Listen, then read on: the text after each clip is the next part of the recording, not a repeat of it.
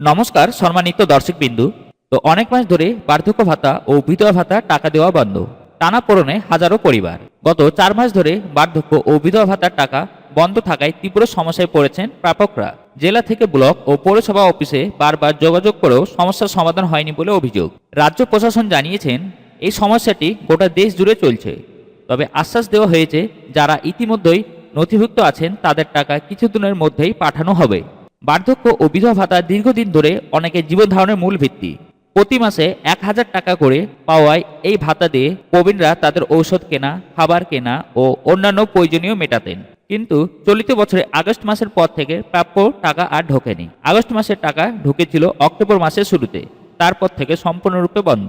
জেলা প্রশাসনের সূত্র অনুযায়ী বার্ধক্য ও বিধবা ভাতার ক্ষেত্রে নতুন করে নথিভুক্তির প্রক্রিয়া আপাতত বন্ধ।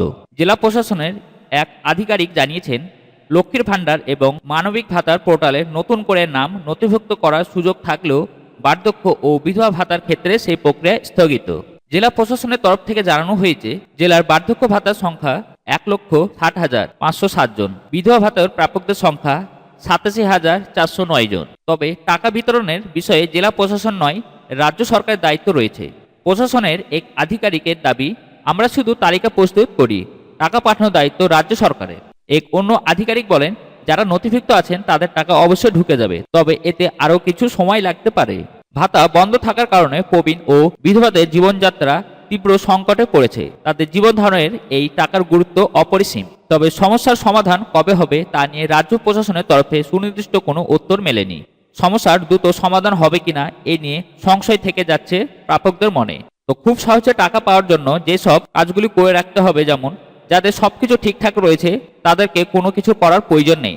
তবে অনেক উপভোক্তার লাইফ সার্টিফিকেট জমা না দেওয়ার কারণে বা ব্যাংক কেওয়াইসি না থাকার কারণে টাকা অ্যাকাউন্টে ঢুকছে না। আপনারা অবশ্যই আপনাদের লাইফ সার্টিফিকেট পঞ্চায়েতে জমা করবেন এবং ব্যাংকে গিয়ে কেওয়াইসি করে রাখবেন। তাহলে সরকার যখন এই সকল পেনশন প্রকল্পের টাকা ছাড়বে, খুব সহজেই আপনার ব্যাংক অ্যাকাউন্টে তা ঢুকে যাবে। মূলত এই সকল প্রকল্পের টাকা প্রতি মাসে ঢুকে যাওয়ার কথা, কিন্তু রাজ্য সরকার আভ্যন্তরীণ কিছু কারণের জন্য টাকা কিছু মাস ঢোকেনি। তবে এ নিয়ে আমাদের চিন্তা করার কিছু নেই। জানুয়ারি মাসের আপনাদের বকেয়া, আগের মাসের টাকা এবং জানুয়ারি মাসের টাকা সব মিলিয়ে পুরো টাকা ব্যাংক অ্যাকাউন্টে আপনারা পেয়ে যাবেন। তো আজকের এই ভিডিওটিতে এইটুকু ইনফরমেশন দেওয়া ছিল। ভিডিওটি দেখে যদি একটু ভালো লাগে ভিডিওতে লাইক করবেন ও চ্যানেলটি অতি অবশ্যই সাবস্ক্রাইব করবেন। আর আপনি যদি আমার চ্যানেল নতুন সদস্য হয়ে থাকেন তো ভিডিওটি বেশি বেশি করে শেয়ার করে বন্ধু বান্ধবদেরকে জানিয়ে দেওয়ার সুযোগ করে দিবেন। আজ তাহলে এই পর্যন্ত, আবার দেখা হবে নতুন কোনো টপিক নিয়ে পরের ভিডিওটিতে। ততক্ষণে আপনারা সকলে সুস্থ থাকবেন, ভালো থাকবেন। ভিডিওটি প্রথম থেকে লাস্ট পর্যন্ত দেখার জন্য অসংখ্য অসংখ্য ধন্যবাদ।